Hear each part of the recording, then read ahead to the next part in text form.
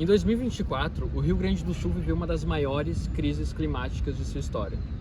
Casas, cidades inteiras e vidas foram destruídas por enchentes que não foram eventos isolados ou imprevisíveis, mas resultado direto da crise climática gerada pela forma com que nós produzimos e consumimos, ignorando sinais que vêm sendo apresentados pela ciência há décadas e são sentidos no nosso dia a dia cada vez com mais intensidade.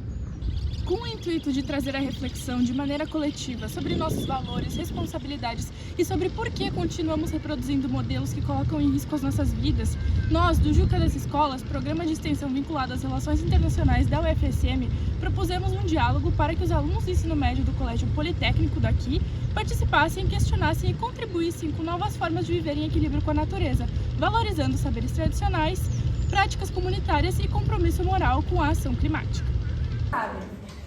Gente, o Acordo de Paris foi o acordo que estabeleceu a Agenda 2030. Aquela agenda... Aqui numa contextualização que vocês já trouxeram, que já foi abordado sobre como surgiu o Acordo de Paris, o que é essa missão. Então, pensar esses saberes é pensar também a nossa própria existência, porque o nosso... E mais que o edital, trazer luz também para as questões que estão aqui, pensar em algumas soluções, pensar no que a gente vive no dia a dia também. Levou em consideração as enchentes no Rio Grande do Sul em maio do ano passado, quando houve muita fake news. A natureza consegue mais controlar ou avisar.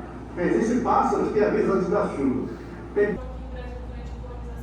Foi intencional apagar o conhecimento indígena, ainda é intencional, mas esse é o fim. Um sociólogo chamado Jordan Singer, se não me engano esse é o nome dele, que fala sobre a atitude blasé, seria numa sociedade industrial a nossa indiferença em relação às coisas, em relação ao mundo que nos cerca. E nesse sentido também a indiferença em relação ao meio ambiente. Algumas tribos existiram e continuaram com essa cultura que hoje a gente valoriza, assim, alguma parte da sociedade ainda valoriza, mas que, como mesmo no vídeo falou, se tornou meio obsoleto porque os meios para chegar nesses resultados eles foram acabando e sendo modificados por causa das consequências que a gente teve para o meio ambiente, assim. Então, se a gente não consegue mais prever o verão, prever uma chuva por causa das plantas, é porque a gente modificou tanto o clima, tanto a terra, que até as plantas, até os animais estão perdidos, sabe? Que não é obsoleto, de forma alguma, não é totalmente válido, e só que acontece que não tem voz suficiente, sabe? Não consegue usar a ciência juntamente com o saber tradicional, né? Até isso a gente conseguiu separar, sabe? Em vez de emendar tudo e transformar numa cultura forte, não. Só a separação. Daí isso contribui, eu acho que, para perpetuar esse preconceito com os saberes tradicionais e aí facilitar a desinformação. Um dos países que mais polui no mundo, se não que mais polui, que os Estados Unidos, tem hoje um governante que não acredita no aquecimento global, que saiu do Acordo de Paris porque só pensa no próprio umbigo e só pensa como os Estados Unidos da América vão prosperar.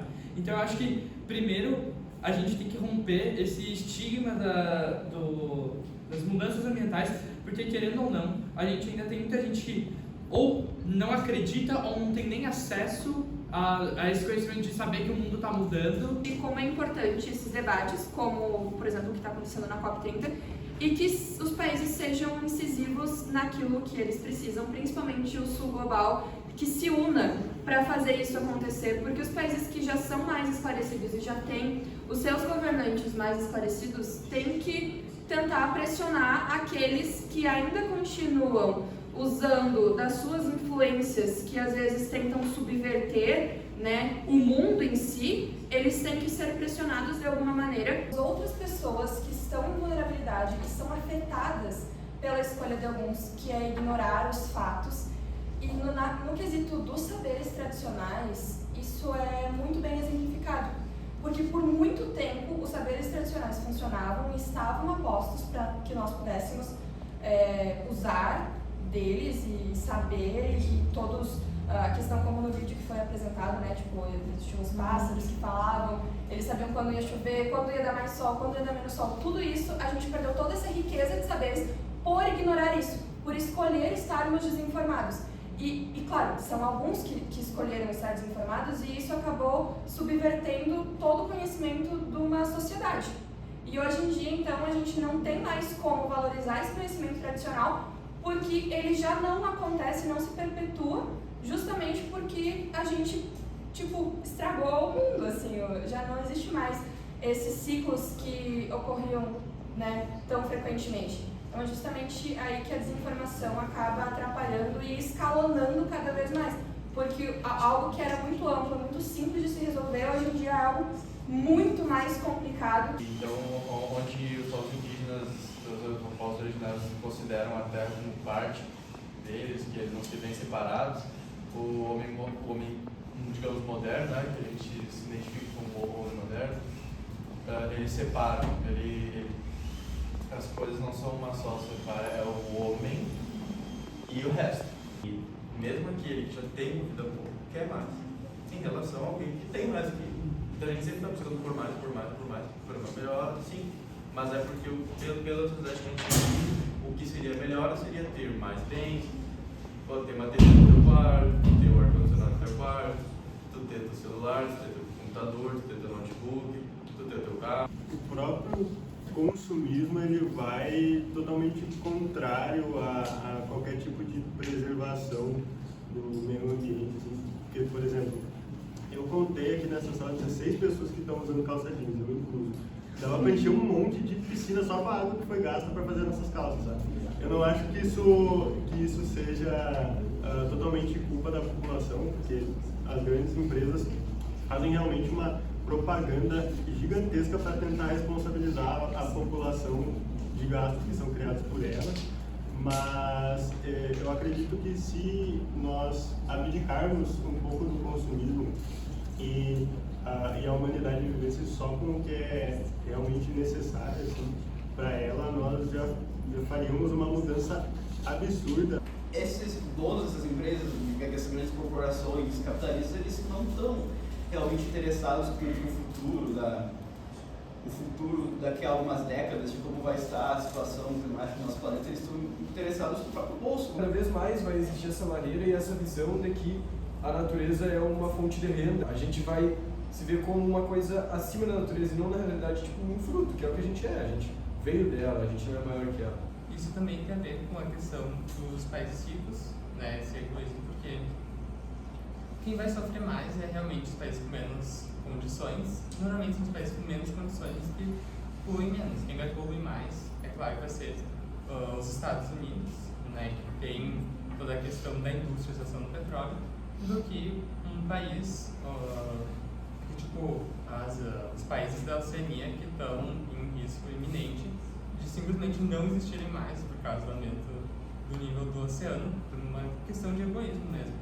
Nos dias atuais, onde a gente julgou tanto isso como inválido que a gente acabou sofrendo as consequências, porque essa lógica colonialista usava a terra como um meio de gerar riqueza, um meio de se enriquecer assim, e não como um organismo vivo. Ao longo do diálogo, ficou claro que as enchentes e as mudanças climáticas, de modo geral, não são apenas um problema ambiental, são um problema ético. São resultados de escolhas políticas, sociais e econômicas que ignoram saberes tradicionais, vulnerabilizam comunidades e colocam em risco o bem-estar coletivo.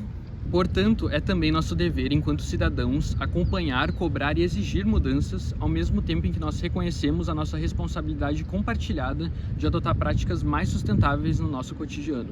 É isso que o Curupira, símbolo do folclore brasileiro e mascote da COP30, representa.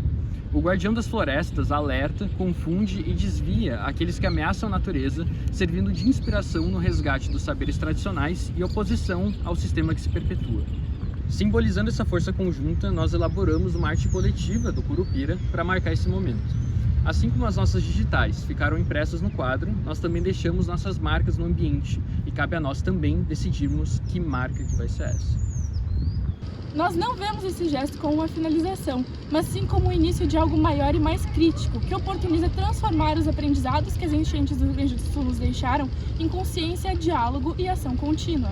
Afinal, refletir sobre os valores, comportamentos e responsabilidades que precisamos mudar para que os compromissos assumidos nas conferências do Clima da ONU se tornem realidade é um processo contínuo, mas que vale a pena.